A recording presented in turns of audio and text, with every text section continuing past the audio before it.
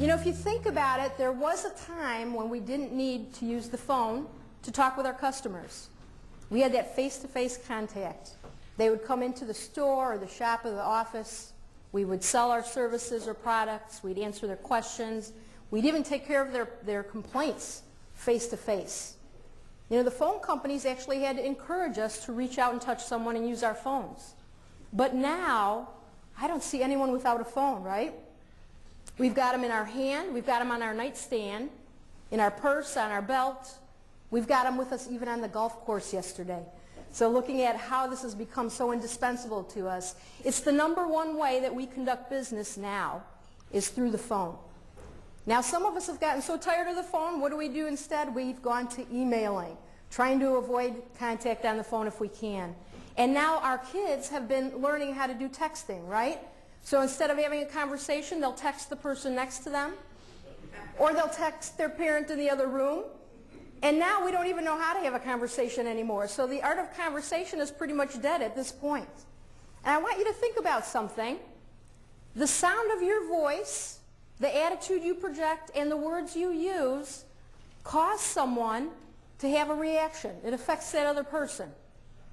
And that concept over the phone is most important because someone can't actually see you and get a handle on whether you're sincere or honest, whether you actually know what you're talking about. They can't gauge that over the phone aside from using that voice and attitude. So over the phone, we call that association of a face to the voice telepicting.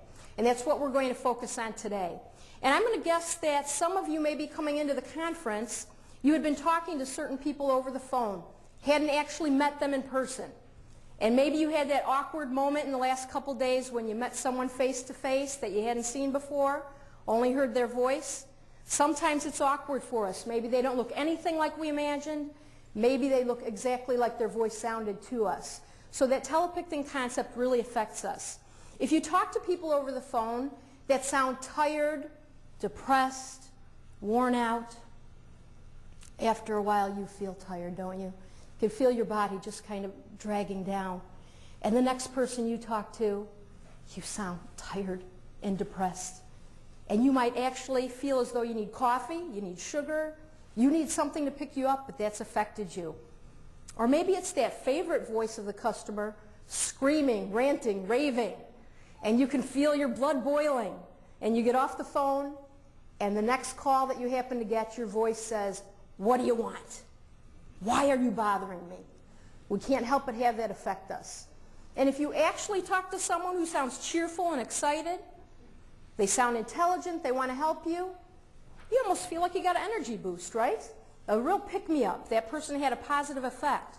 So we're going to be thinking again about that effect that we have from voice and attitude over the phone, what that causes someone to think about you personally, and how that draws a conclusion about your company.